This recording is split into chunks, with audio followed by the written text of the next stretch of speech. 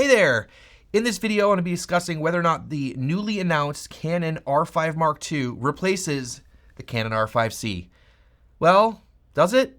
Yes and no. Well, no, I don't think it really does. I think there's going to be a place for both of them. So let me explain throughout this video. I do want to mention the timing of this video. The R5 II was only announced 2 days ago.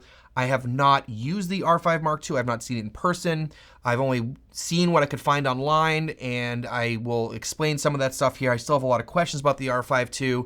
I've been just getting a lot of questions about whether or not the R5C becomes irrelevant now with the R5 II, whether or not you should buy the R5C or the R5 II, or you should upgrade from the R5C to the R5 II and all that kind of stuff. So I want to get into that in this video.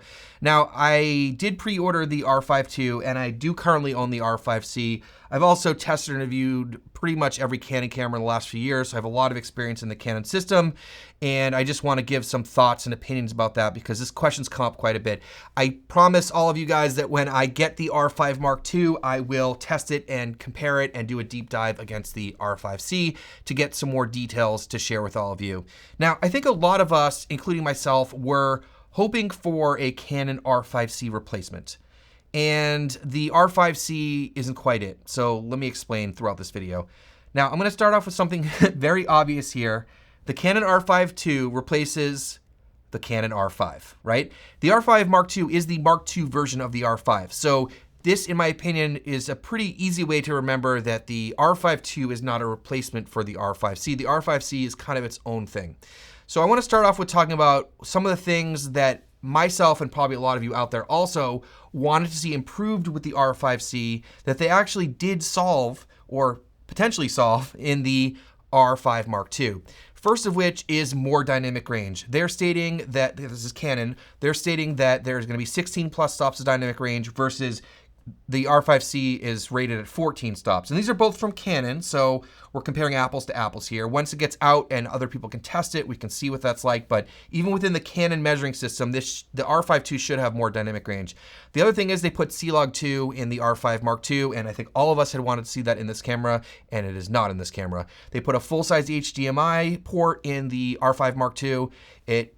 They're saying it's got better battery life. It has better rolling shutter because it has a backside illuminated stacked sensor. We also don't need any external power for all the recording modes, specifically like 8K 60. For if you want to use 8K 60 in the R5C, you have to plug in USB-C power delivery. There's also pre-record in video. That's something I've personally been very interested in. And there's also more codec options in the R5C. But what was some of the things that are kind of like a step back if you're thinking about the R5 II comparing to the R5C? I think the biggest one that people are complaining about, including myself, is that the 4K 60 in the R5 Mark II is line skipped. Now, in the R5C, the 4K 60 is oversampled. In the R5 Mark I, though, remember the R5 II is replacing the R5, it also has line skip 4K 60, so that's something to keep in mind. I also was really hoping for the cinema operating system when shooting video on the R5 Mark II. Now, this is kind of a personal preference thing in terms of the style of the menu system and how to operate it and move around in there. But the other part of it, there's a lot of limitations in the stills operating system. For example, some things that are frustrating is like you can't turn on false color if you have the view assist turned on. You have the weird HDMI output versus the LCD screen issues with certain ones being on or off and recording internally and all that stuff. I'm not sure, but I don't think they've updated the custom white balance feature that's found in the stills menu. It doesn't have shutter angle. I don't think it has that really cool face-only autofocus mode that you find in Canon cinema cameras. There's also a lot of other stuff. So it's not just the way the menu looks and feels, but also some of the limitations that are in the stills menus in the Canon mirrorless cameras. Also, there's no Super 35 RAW modes, which you get in the R5C and not in the R5 Mark II. So it's really cool to have Super 35 modes that you can shoot in a really high quality. So it's great for getting extra reach. It's also great if you're using Super 35 lenses, especially a lot of cinema lenses and stuff like that.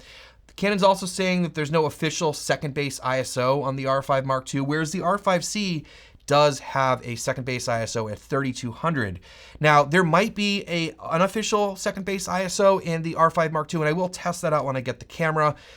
As far as I know, I don't think any of the Canon mirrorless cameras actually have a second base listed, and it's part of the operating system and stuff. So there might be some cleaning up and better noise performance at certain base ISOs, but they don't list it formally for the mirrorless cameras. Of course, the R5C is part of their cinema line. It's got a little C on the front here. So that's why, you'll see that show up. But even in the R5, I do believe it does clean up at 3200 like the R5C does, but it isn't technically listed as a second base ISO.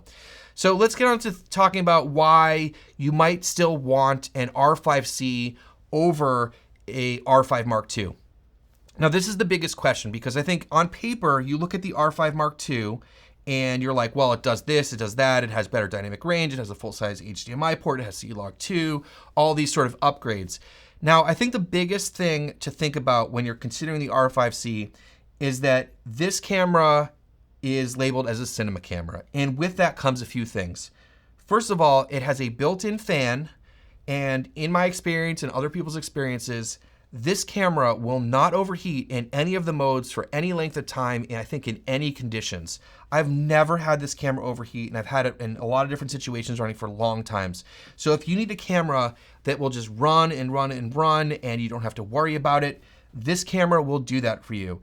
The R5 II hasn't really been tested fully, and they haven't released a lot of the run times and overheating and, times in different modes and stuff like that. But there will be some limitations with the R5 Mark II in some situations. So like I said, if you are, shooting a gig or doing a live stream or a long podcast or something like that, where you're being paid for it and you can't go back and reshoot it, or you just don't want the frustration and even thinking about it overheating, that's really a huge benefit for the R5C. Now, if you're not in those situations, there may not be an advantage for the R5C.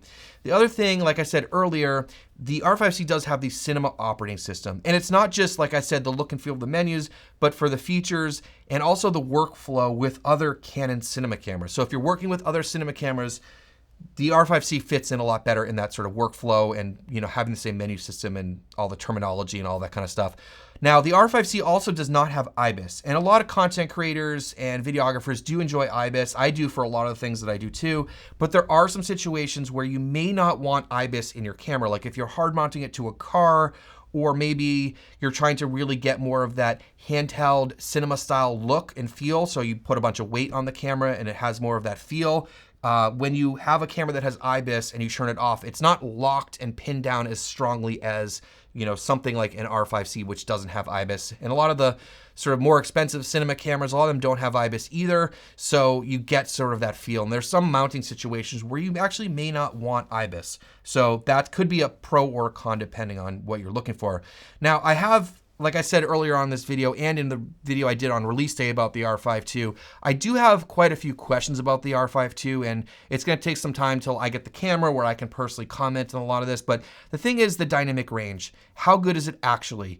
Now, they're saying it's 2+ stops more than what the R5C is rated at. If that's the case, that is a huge advantage for the R5 II, and I think that's going to have to carry a lot of weight to convince people, I think, to use the R5 Mark II for video over the R5C. The next big question, of course, is overheating. And for me personally, I really get frustrated with overheating because if a camera overheats in situations that I use it in, I'm constantly checking it and worrying about it. And it's keeping my attention from either directing people if I'm filming someone else or if I'm filming myself.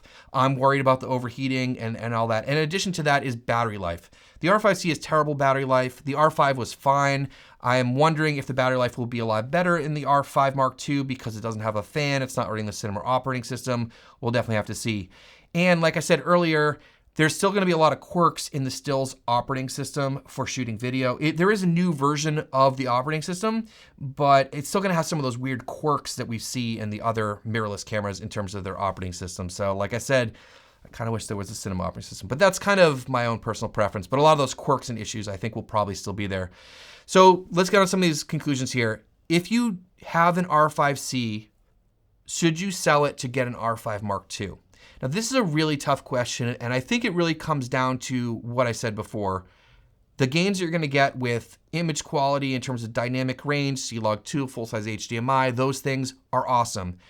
But like I said, if you need a camera that is super reliable in different temperatures and you can run at any codec frame rate resolution and not have any issues with overheating, that's, I think, where the R5C is going to fit in. I also think, like I said, in terms of the operating system, it will fit in more with some of the other cinema cameras. So we'll have to wait and see how good the R5 II performs. But for me personally, if I had the R5C and the R5 II, and I'm concerned about the overheating in the R5 II, the R5C might be a better bet for a lot of situations. Now, if you don't have either one, which one should you buy? Because there's some people that are kind of like, well, should I wait another month or two and try to get the R5 II? Well, like I said before, the big advantages for the R5 II are going to be more dynamic range, C-Log 2, full-size HDMI. It has IBIS, right? So that's a benefit for a lot of people. And it also will have slightly better rolling shutter performance because it has that stack sensor. The big advantages for the R5C, no overheating, very reliable for long form, no IBIS. Like I said, sometimes not having IBIS is better. The cinema operating system, and the R5C is actually cheaper. So at the time of recording this, the R5C is $3,600 and the R5 Mark II is selling for $4,300 for pre-order. Now, like I said, I did pre-order the R5 Mark II and I will test it and make deep dive technical videos when I actually get my hands on it. And I will be really curious to see how the image quality, dynamic range, low light, and all that stuff stack up against the R5C. So please make sure you subscribe to the channel so you don't miss that. Now, the next question you might be asking is, will I personally be selling my R5C and once I get the R5 Mark II? Well, for the time being, I don't plan on doing that because I still think that the reliability and long form content that you're able to capture with the R5C will be definitely useful in some situations. But of course, once I get the camera, I can test it out and I'll have more of an opinion on that. So I really appreciate you all watching. I just know a lot of you had questions about this, and I still have a lot of questions about the R5 II, which I can't really answer until I actually get my hands on the camera. So thanks so much for watching, and we'll see you in the next one.